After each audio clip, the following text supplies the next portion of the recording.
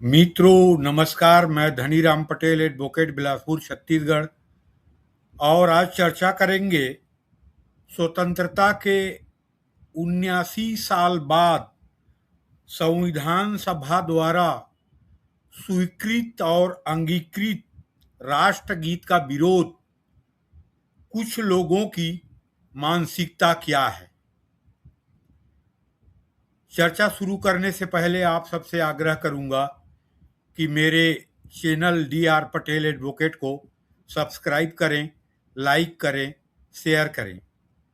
मित्रों, दुनिया के सबसे बड़े लोकतंत्र जहां की आबादी 1 अरब और 42 करोड़ है, उस दुनिया के सबसे बड़े लोकतंत्र के राष्ट्रगीत वंदे मातरम का विरोध और इसको गाया जाए कि नहीं गाया जाए, ये धर्मनिरपेक्ष है कि धर्म पे आधारित है, इसके बारे में आज स्वतंत्रता के 79 साल बाद चर्चा किया जा रहा है, विरोध किया जा रहा है। कितनी बड़ी दुर्भाग्य की बात है। आज वंदे मातरम राष्ट्रगीत की 150वीं जयंती इस वर्ष है और इसकी रचना, वंदे मातरम गीत की रचना 1875 में बंकिम चंद्र चटर्जी द्वारा किया गया था और आनंद मठ में प्रकाशन 1882 में हुआ था। और सबसे पुरानी राजनीतिक दल कांग्रेस के अधिवेशन में 1896 में राष्ट्रकवि रविंद्रनाथ टैगोर जी ने गाया था और संविधान सभा द्वारा 24 जनवरी 1950 को इसे स्वीकृत और अंगीकृत किया गया था। और संविधान सभा के अध्यक्ष डॉक्टर राजेंद्र प्रसाद ने कहा था, Vande Mataram shall be honoured equally with the Janagana and shall have equal status with it.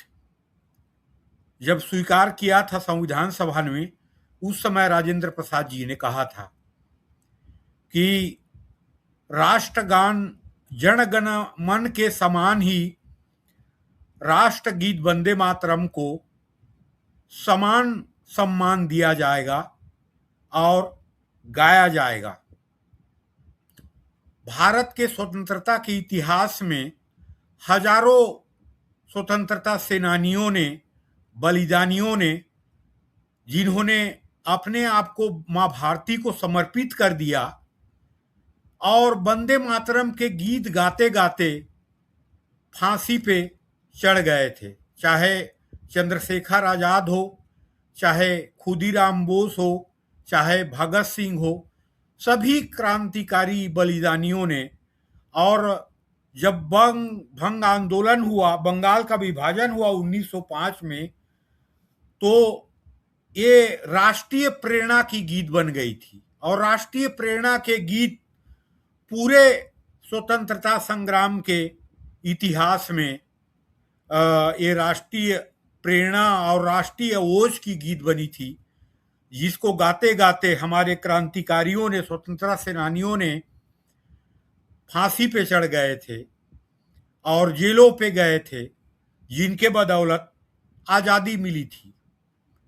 आज दुनिया के किसी भी देश को देख लीजिए, चाहे जापान हो, चीन हो, अमेरिका हो, ब्रिटेन हो, इटली हो, राष्ट्रगीत वहाँ की संस्कृति, परंपरा पर आधारित होता है।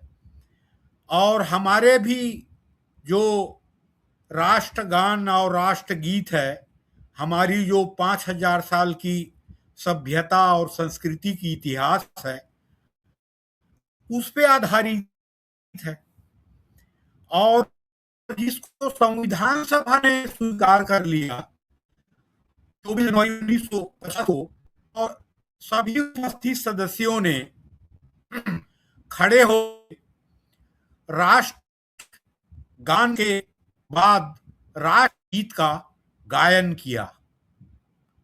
उस अंगीकृत और स्वीकृत राष्ट्र गीत के विरोध में जैसे लोग टिप्पणी कर रहे हैं, और वोट के राजनीति के कारण बहुत बड़े बड़े राजनीतिक दल, और कितना दुर्भाग्य की बात है, ये आरोप है कि 15 अगस्त के दिन कांग्रेस के कार्यालय में, आरोप है, ये तो जांच से पता लगेगा, और वीडियो में कुछ दिख भी रहा है, कांग्रेस के कार्यालय में कांग्रेस के सबसे वरिष्ठ नेता सोनिया गांधी जी ने गायन को बंद करने के लिए इशारा किया। यह आरोप है, इसको हम बता नहीं सकते, लेकिन मीडिया में जैसे बताया गया, और सोनिया गांधी जी खड़गे जी को जैसे इशारा कर रहे हैं, कितना दुर्भाग्य की बात है कि सबसे पुरानी राजनीतिक दल भारतीय राष्ट्रीय कांग्रेस, जिसके अधिवेशनों में 50 साल तक वंदे मातरम गाया गया, हालांकि तुष्टीकरण के कारण 1937 में राष्ट्रगीत के कुछ भागों को मुस्लिम लीग के विरोध के कारण, वोट के राजनीति के कारण निकाल दिया गया, और उसके राष्ट्रगीत के गायन को भी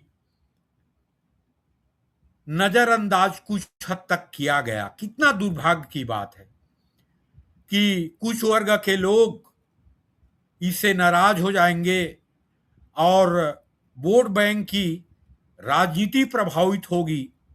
सबसे बड़े लोकतंत्र विश्व की आप कल्पना कर सकते हैं। लोगों की मानसिकता के बारे में आज हर भारतवासियों को चिंतन करने की जरूरत है कि आज वोट के राजनीति में हम किस हद तक आगे चले गए हैं। अपने सिर्फ वोट की राजनीति और एक वर्ग के तुष्टीकरण के लिए, कितना दुर्भाग्य की बात है। लेकिन एक बहुत अच्छी बात है कि अभी सरकार ने आज राष्ट्रगीत के रचना के 150वीं वर्षगांठ पर आज इसके लिए संविधान में व्यवस्था किया गया है।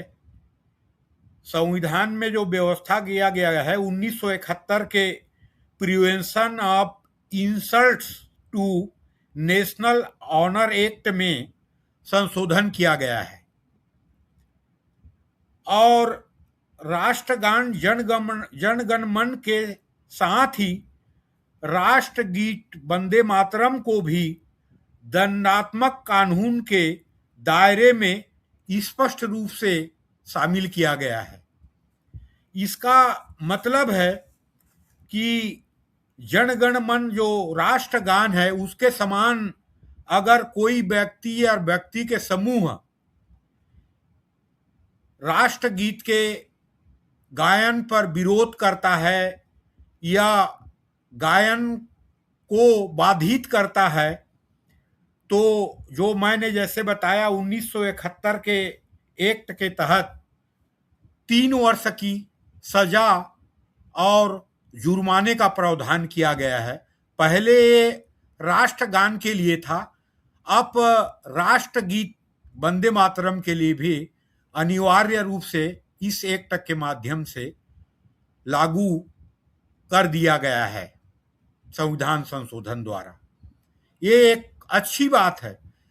जिस राष्ट्र में राष्ट्र के जो सम्मान है, राष्ट्रगान, राष्ट्रगीत, उसका सम्मान नहीं होगा, स्वतंत्रता के 79 साल बाद इसको गाया जाएगा कि नहीं गाया जाएगा, जो संविधान द्वारा अंगीकृत और स्वीकृत है राष्ट्र की गीत। जैसे मैंने बताया 24 जनवरी 1950 के, उसके बारे में आज चिंतन किया जाएगा कि इसको गाएंगे तो हमारे समाज के एक वर्ग नाराज हो जाएगा, वोट बैंक प्रभावित होगी। कितनी दुर्भाग्य की बात है। और सरकार को धन्यवाद कि राष्ट्रगीत को सम्मान दिया है, और अपमान होने पर, जैसे राष्ट्रगान के अपमान होने पर जो दंडात्मक व्यवस्था था, वो राष्ट्रगीत के अपमान पर भी किया है। 1971 के एक्ट में राष्ट्रगीत को भी जोड़ा गया है।